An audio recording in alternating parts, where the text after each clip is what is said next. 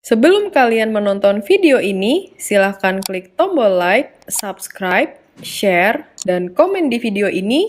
Enjoy! Halo sahabat Retama, perkenalkan nama saya Natasha Dewanti Gunawan. Kali ini saya akan menjelaskan mengenai strategi efektif dalam mendesain visualisasi materi pelatihan yang menarik.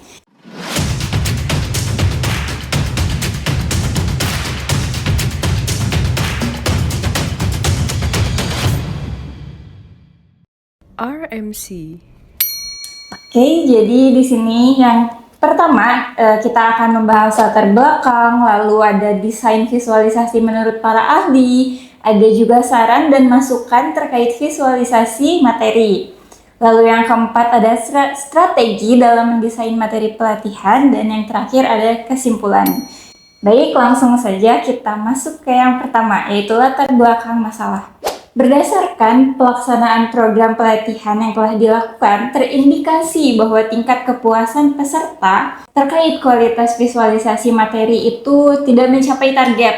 Hasil analisa dalam data survei kepuasan peserta atau SKP dari 20 perusahaan dengan total peserta yang memberikan saran terkait visualisasi materi berjumlah 85 orang, mereka menyatakan bahwa materi yang disajikan tidak memenuhi harapan mereka dalam hal penggunaan media visual seperti gambar, video, tata letak, chart, atau bahkan animasi. Hal ini mengakibatkan minimnya penggunaan desain visualisasi materi yang disajikan membuat penampilan presentasi atau penampilan slide yang disajikan itu monoton. Nah, lalu di sini ada chart hasil analisa SKP terkait visualisasi materi. Bisa kalian semua lihat bahwa hasil analisa SKP-nya itu ada yang 44, ada yang 31, dan ada yang 5. Jadi dari mana angka 44 ini? Sebenarnya 44 adalah angka yang menunjukkan jumlah peserta yang memberikan saran dan masukan terkait penambahan gambar, video, lalu chart, warna, dan animasi. Lalu untuk 31 yaitu jumlah angka yang menunjukkan jumlah peserta yang memberikan saran dan masukan terkait materi yang kurang ringkas atau kurang sederhana, terlalu banyak teks, dan lain sebagainya. Lalu untuk 5 poin yaitu angka yang menunjukkan jumlah peserta yang memberikan saran dan masukan terkait dengan ukuran font yang terlalu kecil dan juga dengan bahasa yang sulit dimengerti begitu. Lalu selanjutnya yang kedua ada desain visualisasi menurut para ahli. Yang pertama, menurut Hendra Jaya dan Wijaya tahun 2019, mereka menyatakan bahwa desain visualisasi data tidak hanya tentang membuat tampilan visual yang menarik, tetapi juga harus efektif dalam menyampaikan informasi dari data yang ada. Proses desain visualisasi data dimulai dari pemahaman atas data yang kita muat, lalu pemilihan bentuk atau visual yang tepat, dan juga penyajian yang memudahkan audiens memahami informasi yang tersaji. Lalu yang kedua ada menurut Raymond No tahun 2017, dalam bukunya yang berjudul Pelatihan dan Pengembangan Sumber Daya Manusia, beliau menyatakan bahwa proses desain pelatihan harus mencakup analisis kebutuhan peserta, baik dari perumusan tujuan, pemilihan metode, dan evaluasi. Karena visualisasi materi pelatihan yang efektif dapat membantu peserta memahami dan mengingat informasi dengan lebih baik.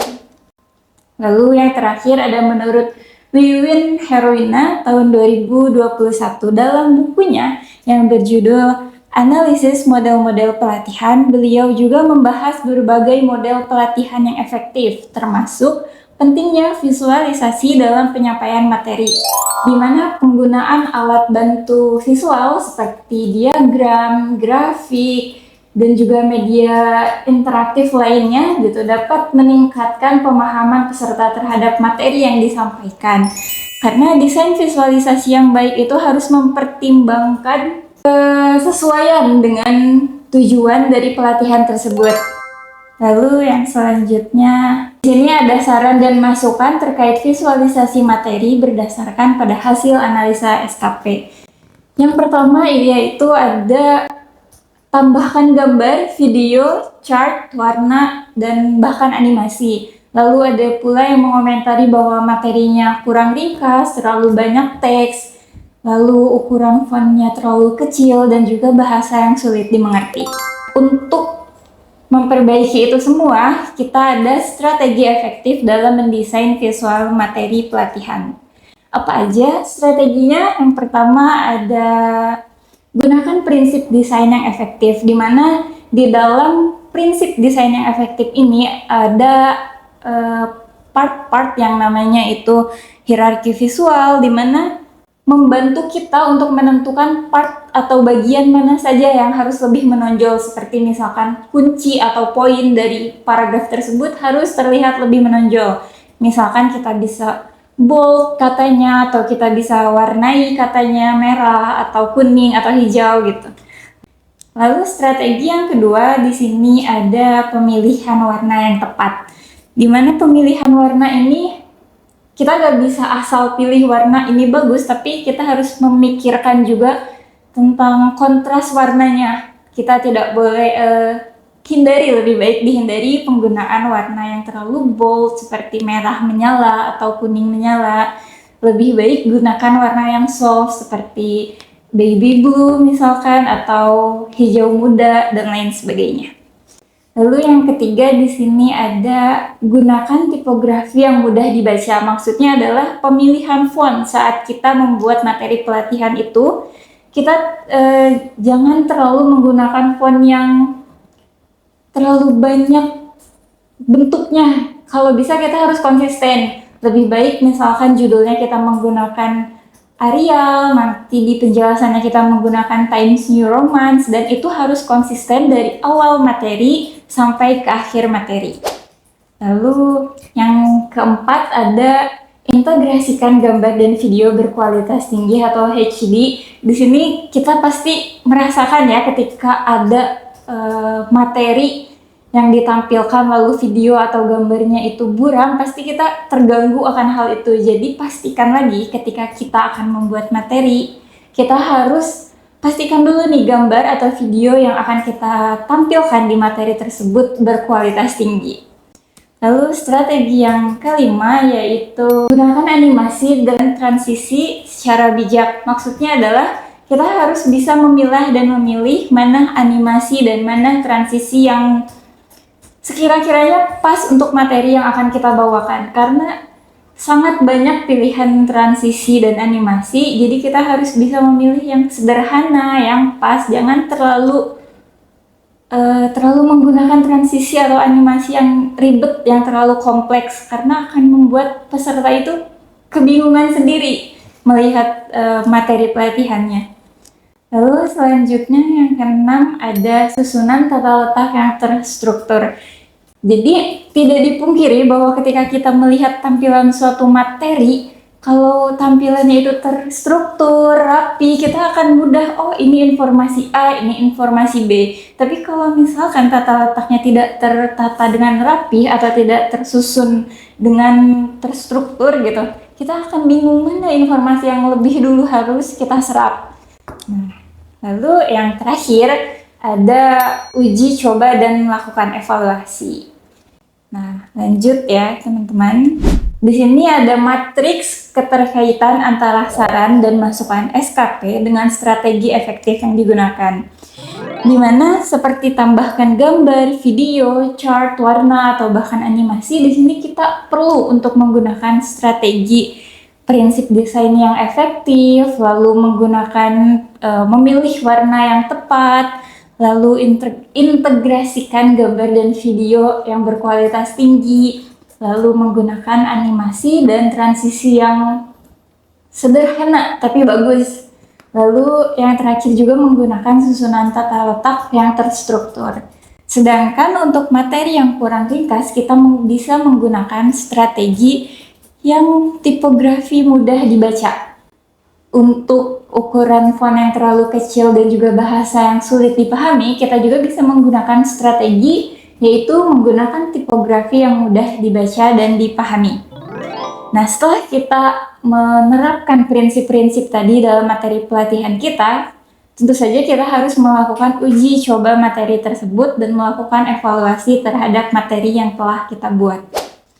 Lalu selanjutnya, nah di sini ada contoh before after materi yang dilakukan refinasi atau penyempurnaan, perbaikan gitu ya teman-teman. Jadi di sini yang pertama tuh tadi ada prinsip gunakan prinsip desain yang efektif. Nah, bisa kita lihat sama-sama ya yang di sini before dan after. Kita bisa nih menilai ternyata yang ini tuh emang sepolos itu dan kita udah tahu informasi apa nih yang harus kita serap lebih dulu gitu. Sedangkan di after itu kita sudah jelas lebih menarik, ada warnanya, lebih colorful dan di highlight apa yang harus kita serap duluan. Selanjutnya ada strategi pemilihan warna yang tepat. Teman-teman juga bisa melihat dari before dan afternya itu benar-benar terlihat beda ya teman-teman. Kalau before-nya itu menggunakan warna yang terlalu menyala, menggunakan warna merah terang. Sedangkan yang afternya menggunakan warna yang lebih soft, lebih kalem gitu.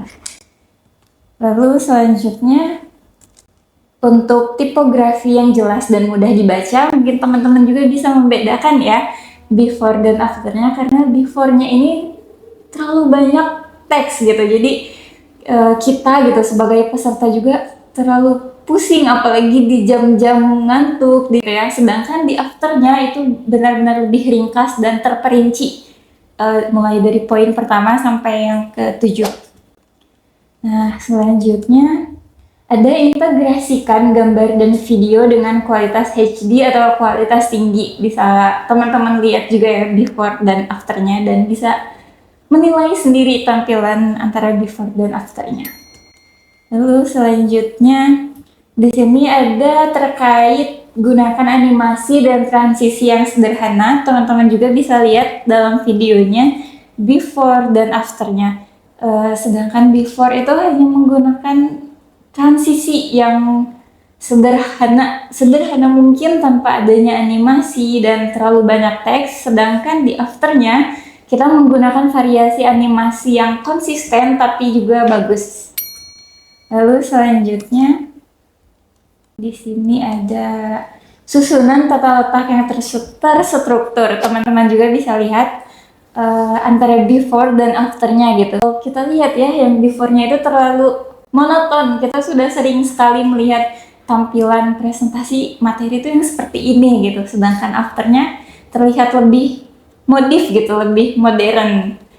Nah, lalu selanjutnya yaitu kesimpulan sementara.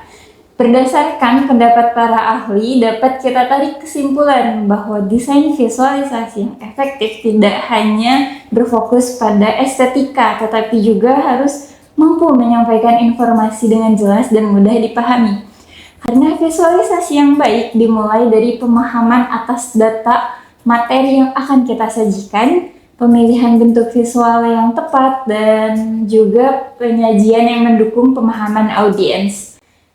Selain itu, dalam konteks pelatihan dan juga pembelajaran, penggunaan alat bantu visual seperti diagram, grafik, gambar, video, dan juga infografis dapat meningkatkan pemahaman audiens atau pemahaman peserta dan juga meningkatkan daya ingat peserta. Oleh karena itu, desain visual harus mempertimbangkan tujuan, penyampaian informasi, serta karakteristik audiens agar lebih efektif. Oke, sahabat Tama, sekian yang bisa saya sampaikan. Sampai jumpa di video selanjutnya. Bye-bye. Thanks for watching. Drop a like, leave a comment, and don't forget to subscribe.